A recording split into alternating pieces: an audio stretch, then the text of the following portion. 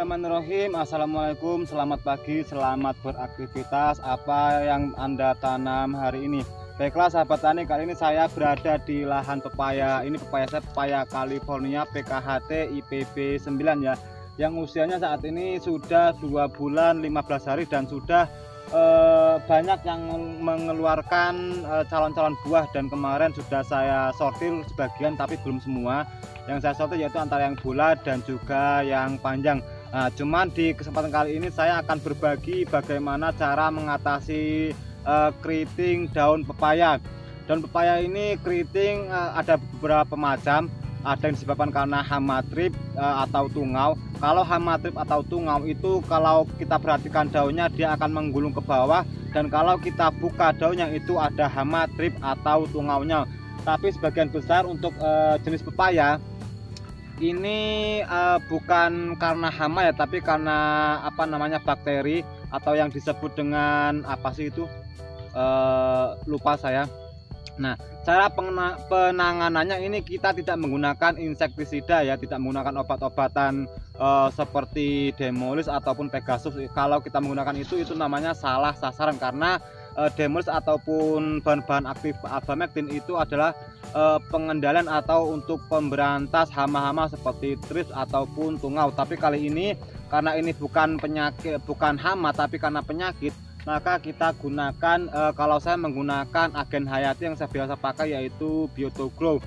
Cuman kalau untuk kerja Biotogrow ini bukan instan ya, tidak instan, jadi untuk pengobatannya juga tidak terlihat begitu kita semprot besoknya langsung sembuh, itu tidak. Mungkin butuh beberapa waktu, seminggu, 2 minggu atau 3 minggu, nanti itu akan terlihat hasilnya. Tidak bisa instan seperti kita menggunakan obat-obatan kimia lainnya. Jadi saya gunakan Biotogrow itu tunggal ya. Jadi untuk penanganannya itu saya gunakan Biotogrow, saya kasih dengan dosis 1 tangki itu, bukan 1 tangki, 10 liter air. 1 tangki kan ada yang isi 17, 18, 14 atau 15, cuman saya gunakan 1 tangki itu saya isi 10 liter air, kemudian saya kasih Biotogrow itu 2 tutupnya, dan alhamdulillah ini sudah banyak yang berangsur pulih, daun-daun sudah banyak yang mulus.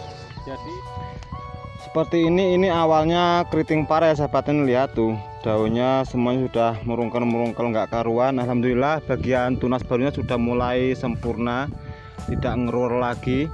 Nah, ini daun-daun yang lama. Kalau ini dulu juga gitu, sudah mulai pulih juga. Kemudian langkah yang kedua, pengapuran itu juga sangat penting ya sahabat tani. Pengapuran kita kapur itu kalau kita musim hujan itu kita kapur 2,5 bulan sekali, itu kalau untuk musim penghujan. Tapi kalau untuk musim panas cukup 1 bulan sekali, itu untuk pengapuran. Kemudian untuk yang khusus yang tanaman terkena bercak daun tadi atau dikatakan kudis daun, itu kita berikan 1 pohon itu 1 genggam ya sahabat tani, kita taburkan di bagian bawahnya untuk menetralkan bagian tanah juga. Kemudian selain menggunakan Biotogrow dan juga kapur, saya juga menggunakan masih 1 paket dengan Biotogrow yaitu M21. Itu kita kocorkan khusus ke bagian-bagian pohon yang terkena serangan bercak daun atau keriting daun tersebut. Jadi sekali lagi teman-teman jangan sampai salah menggunakan obat ya, rintingan. Teman-teman jangan sampai salah menggunakan obat, karena gini, kalau kita seperti yang saya katakan di awal tadi, ini bukan disebabkan karena hama. Jadi kalau kita menggunakan obat hama seperti yang berbahan aktif Abamectin, itu salah sasaran. Ibaratnya orang gini, kita sakit kepala tapi kita minumnya Kalpanak, salah. Jadi tidak masuk akal gitu ya, tidak masuk logika. Jadi kalau kita perhatikan dulu, kalau ada hamanya baru kita semprot. Seperti contoh kalau dia ada hama tungau atau trips ya, itu bisa kita gunakan obat-obatnya yang berbahan Abamectin.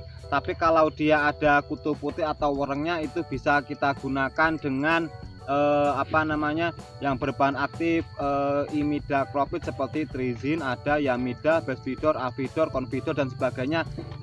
Mungkin hanya itu untuk obat-obatan jenis pepaya California ini, karena penyakit saat ini yang paling marak di petani pepaya itu penyakit yang pertama ketika masih dini usia kecil itu yang paling rawan adalah penyakit keriting ya. Daun itu merungkel, jadi pertumbuhan tidak sempurna, pertumbuhan juga jadi terhambat. Kemudian penyakit berikutnya yang paling mengerikan bagi para petani pepaya adalah penyakit kuning.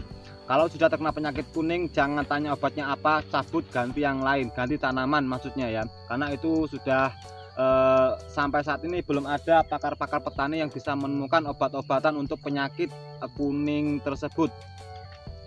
Oke, baiklah demikian sekilas info dari saya, semoga bermanfaat. Dan buat teman-teman semua jangan lupa dukung channel ini, subscribe, like, share, dan juga tinggalkan komentar jika ada pertanyaan.